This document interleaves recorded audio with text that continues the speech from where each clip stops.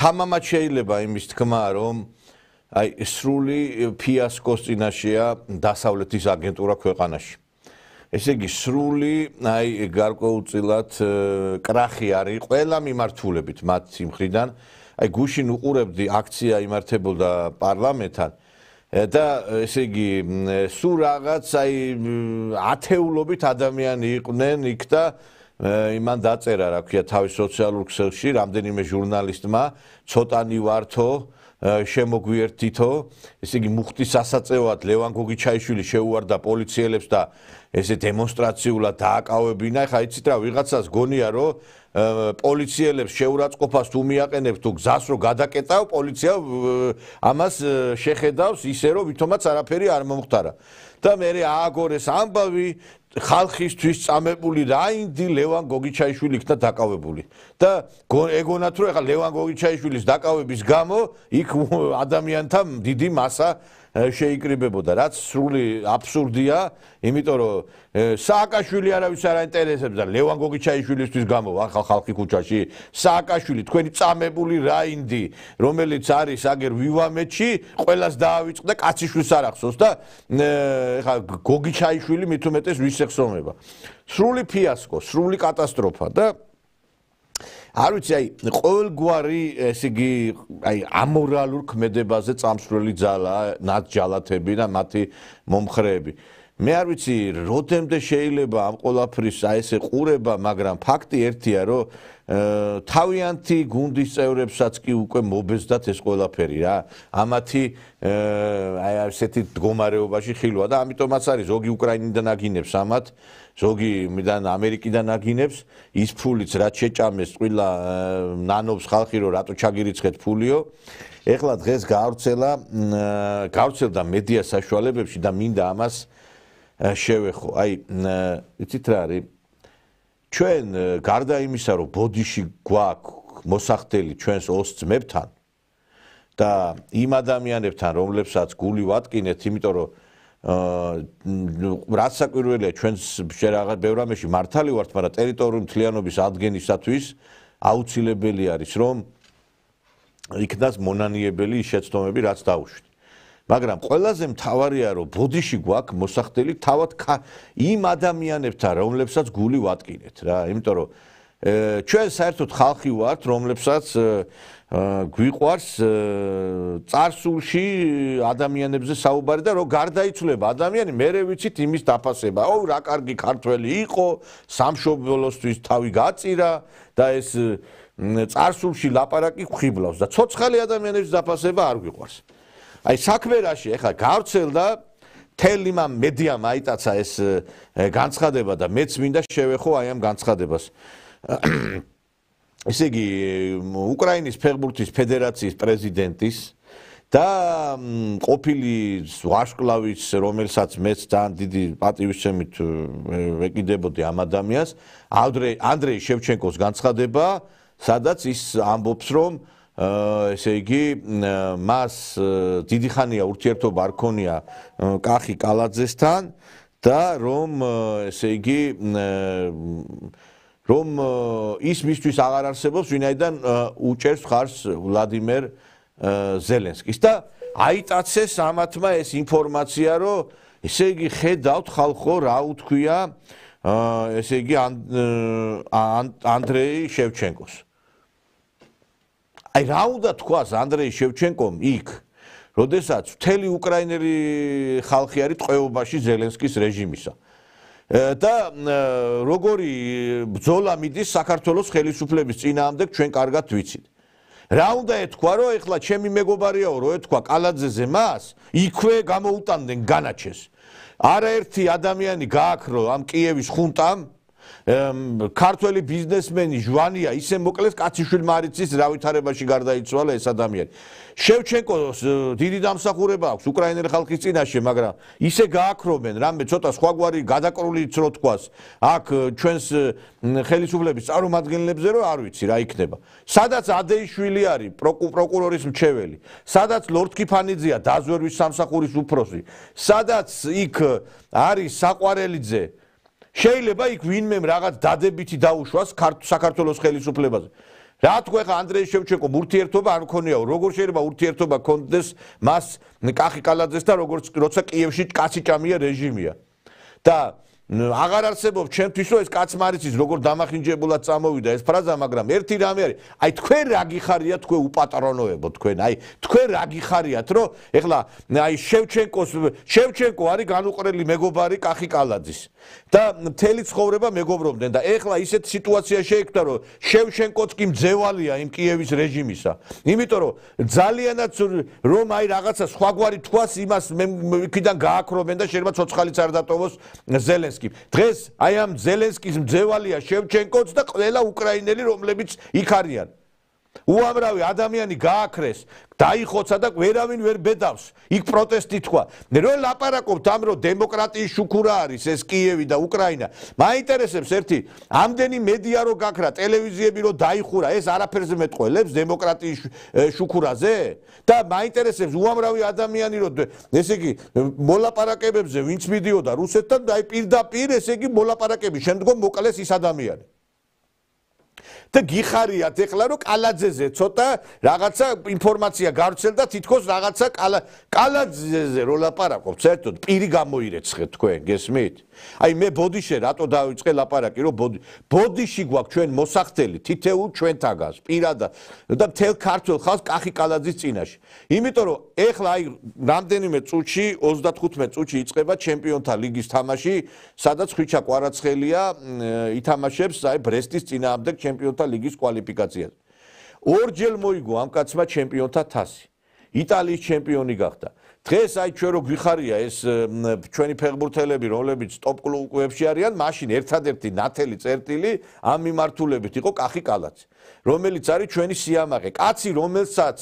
ნაძირალა ქართველებმა ძმა მოუკლეს სწორედ ამ კარიერის გამო. კაცმა რომელსაც მსხვერპლად შეეწირა მისი ძმა მე ვიცნობდი ანგელოზივით კარგი ბიჭი იყო ქართველი აი გეგესი ამოვნებოდა ლევან კალაძე და აი სინანულით ვიხსენებ ამ ადამიანს რომ როგორი კარგი ქართველი იყო და ამ ნაძირლებმა მოიტაცეს რომ გამოძალვა უნდა თანხების და რაღაცა და არც აცალეს რომ რაღაცა იქ რაღაცა არ ვიცი როგორ დამთავრდა ეს ყველაფერი თქვენც კარგად იცით რომ ამის გამო აი ფულის გამო რომ გუნდოდათ გამოედა მოკლეს ეს ადამიანი. კახი კალაძის აი ამ წინვალე კარიერას შეეწირა მისი ძმა. თქვენ კარგად იცით კახი კალაძე იყო რომელიც დაუპირისპირდა სააკაშვილის რეჟიმს. როდესაც 1000-ჯერ ვიმეორებ, ეთყობა ეს ხშირად უნდა გავიმეორო, იმიტომ რომ თქვენ ტვინამდე არ დადით. ზოგიერთი გოგლის რო ჭამდით და ეხა რო ლაპარაკობთ ზოგი სააკაშვილზე, აუგი ან კიდე სააკაშვილის გვერდით და ეს კაცი რა ქონდა ეხლა თავი გასაწირი. მშვენიერი კარიერა, ფინანსურად წარმატებული ადამიანი იყო და აი ამ რეჟიმს დაუპირისპირდა და თავი კინაღამ გაუხეთხეს და კინაღამ მოკლეს აი აქ დევნილების დასახლებაში ბასიშვილის იმ ზონდერ ჯგუფებმა. თქვენ მაშინ სად იყავით მაინტერესებს სად კაცმა თავის მაგალითზე აჩვენა ის კარიერის დასრულების შემდგომ ჩამოვიდა საქართველოში და დაუპირისპირდა ამ რეჟიმს და ყველაზე წარმატებული ენერგეტიკის მინისტრია რო გაივლით ამ გორში და რო ხედავთ იმ აი ამ რო ჩვენს აი ახალ გარკვეულ ენერგოსაშუალებებს რომლებიც გამოიმუშავენ ელექტროენერგიას ქარის იმაზე მაქვს საუბარი სადგურებზე ყველაზე ბევრი რაღაც გაკეთდა სწორედ კახი კალაძის პერიოდში როდესაც ის იყო ენერგეტიკის მინისტრი უსაფრთხო გარემო რომელიც არის ქალაქში შექმნილი ეხლა რაც ხდება ეხლა ეს რო თქვენ ჯოჯოხედათ აქცია ეს კალაძის ბრალი არ არის თუკი ქალაქი პარალიზებულია და ერთმანეთს ამტრევთ თაყვას ეს რა კალაძის ბრალი არის სარეკრეაციო ზონები რომელიც ამდენი სარეკრეაციო ზონა კომუნისტების დროს არ შექმნია რაც კალაძემ შექმნა უსაფრთხო ტრანსპორტი ამაში ტაქსი რო ჩაჯდებოდი ცოცხალი ვინ მიხვიდოდი თუ არა ის დანგრეული მანქანები დადიოდა და ყველა საუბრობდა რომ ვერ განახორციელებს ამ რეფორმას იმიტომ დაყრიან მანქანებს ქუჩაში ეს ადამიანები და ვერ განხორციელდება ის ტაქსების რეფორმა. განახორციელა თუ არა ამ კაცმა. მახსოვს სააკაშვილმა ნაძირალამ დაგრეული ავტობუსები რო შემოიყვანა ჰოლანდიიდან და რო გიხაროდა და დღეში 10 სიუჟეტს აკეთებდით. შეადარეთ ეხლა ის ავტობუსები რომელიც დადის თბილისში და შეადარეთ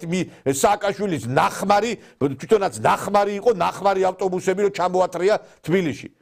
უამრავი რეფორმა, რომელიც არის გათვალისწინებული აგრეთვე ინფრასტრუქტურასთან ქალაქის, ის რომ გესიამოვნება, როდესაც რამ გაკეთდა ქალაქის იერსახის შესანარჩუნებლათა და რამდენი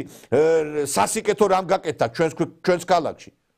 და მაინტერესებს რით ვერ დაიღალეთ ამ კალაძეზე ლაპარაკით და მე უთვლით რამდენი მანქანა იყიდა და რამდენი ბინა აქვს თქვენით იყიდა მაინტერესებს მის არც დაგესიზმრებოდათ იმ ხედავს გასამჯერო ქონდა იმ ტოპ კლუბებში მილანში თამაშობდა კაცი რა ვიცი მე რა წლებია და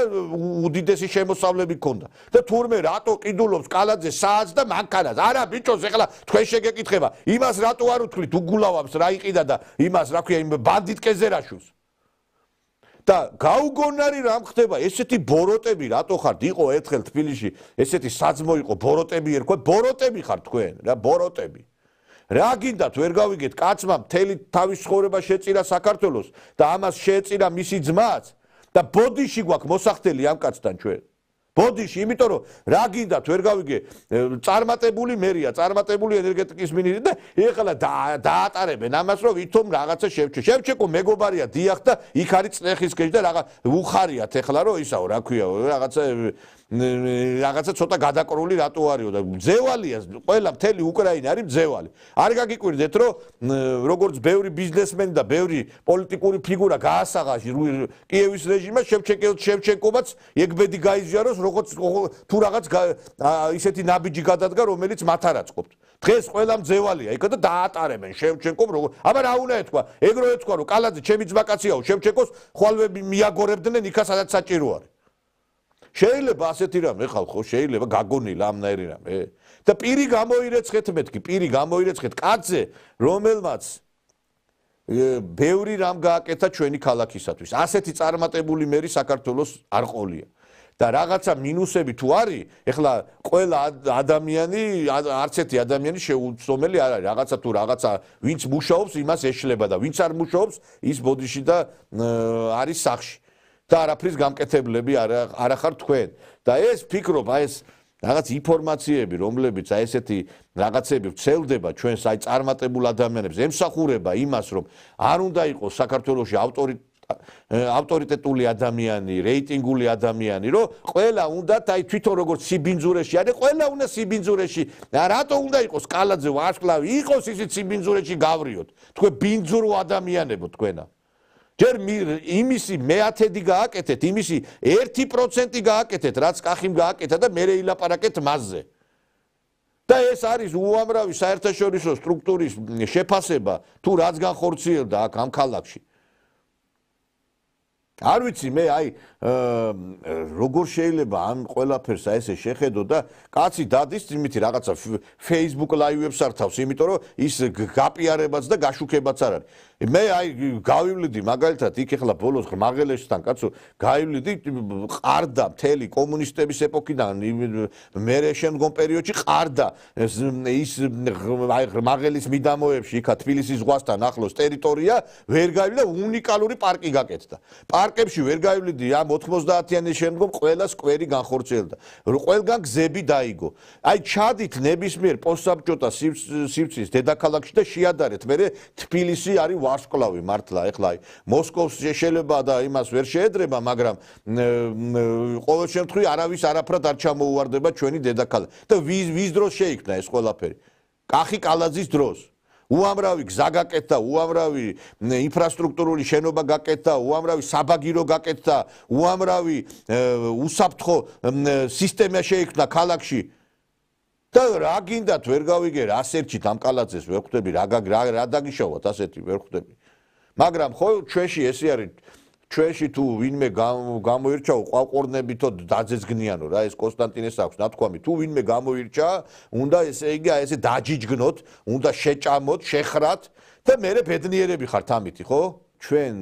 ყავს საამაყო ხალხი და ყველა თითეული ქვეყანა გმირებს ქმნიან რაღაცა გმირებს აქცევენ და ჩვენ ვართ ხალხი რომელიც ჩვენ გმირებს თანამედროვეობის გმირებს ლაფში ვსვრით და ვებძვით მათ არ შეიძლება ესე მეგობრებო არ შეიძლება და გაუფრთხილდეთ უნდა ამ ხალხს იმიტომ რომ ამათ მაგალითზე იზრდებოდა თაობები. მე პირადად აი კახი კალაძის თამაშებზე რო უყურებდი აი გაფართოებული თვალებით, აი შევყურებდი ამ ყველაფერს და ძალიან ბევრი ბავშვი მაშინ და მე ახლა კი ასაკი ჩვენ ახლა კახის ძალიან ისე ჩემზე დიდი არ არის, მაგრამ ყოველ შემთხვევაში ჩემთვის იყო კახი კალაძე კუმირი. ჩემთვის ახლა აი ჩემზე შეიძლება და ვიცი რომ პატარა არის ლაშა ბექაური არის ჩემთვის გმირი. ადამიანი რომელზეც უნდა გაზარდო მომავალი თაობა. აი რაღაცა სისულელეები რო არის ბილბორდებზე გამოსახული დღეს ქალაქები აი ამ ბილბორდებზე უნდა იყოს კახი კალაძის ლაშა ბექაურის ლაშა ტალახაძის გიორგი კანდელაკის გამოსახულებები რომლებმაც უამრავი ადამიანი სწორგზაზე დააყენეს აი მაგალითად გიორგი კანდელაკი აი რო შემოხვალ აი ვარიანში დაკუნთული ახალგაზრდობა ყველა კრივით არის დაკავებული გორის რაიონში რომ ყველა ბაძავს რომ უნდა რომ წარმატებული მოკრივე იყოს იგივე მაგალითად ბევრი ბაძავს იქ ლაშა ბექაურს